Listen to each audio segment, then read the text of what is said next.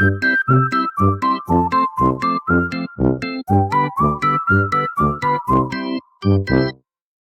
battery looks like a sealed little brick, but somehow it can push electricity through your device on demand. So, what's actually happening inside? In this segment on how batteries work, we'll break it down into three players: the anode, the cathode, and the electrolyte.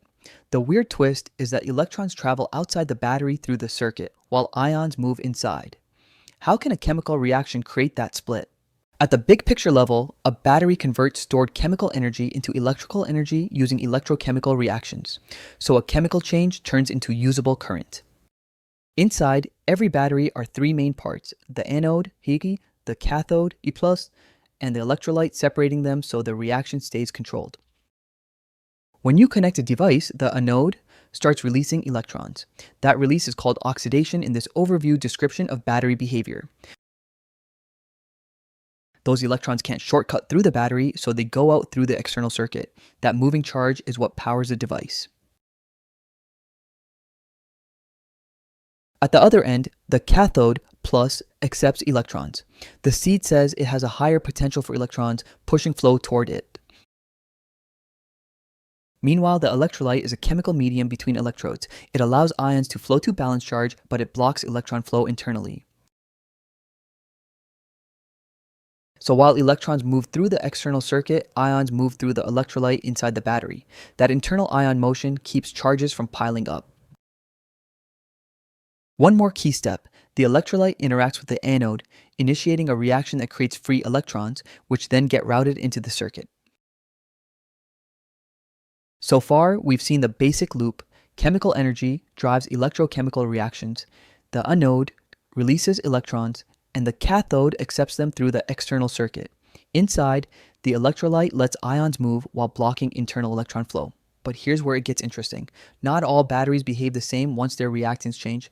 Next, we'll cover primary versus secondary batteries, plus what happens during a short circuit and self-discharge. That's the bigger picture. In primary disposable batteries, the chemical reaction isn't easily reversed. As reactants get used up, the battery can't keep supplying electrons. That's why a primary disposable battery dies. Once the needed chemicals are spent, the electrochemical reactions can't continue to provide electrical energy. Secondary rechargeable batteries are different because the reaction can be reversed. You recharge by applying an external electrical current to push things back.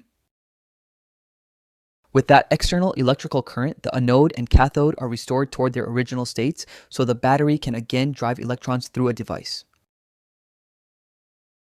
A short circuit happens if the anode and cathode plus connect directly, not through a device. Then electrons rush with almost no control. In a short circuit, the reaction happens too fast, which can cause overheating and lead to damage or fire. The battery stops behaving safely.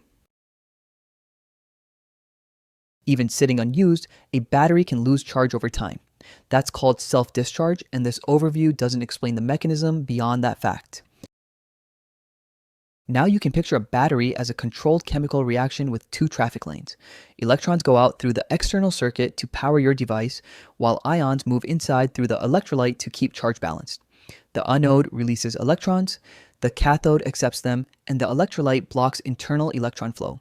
And we're keeping this at the high-level description, like higher potential for electrons being stated but not quantified here. Thanks for watching. If this made you curious, leave a question or topic you want explained next in the comments. I'm turning everyday questions into short explainers, so subscribe if you want to see more.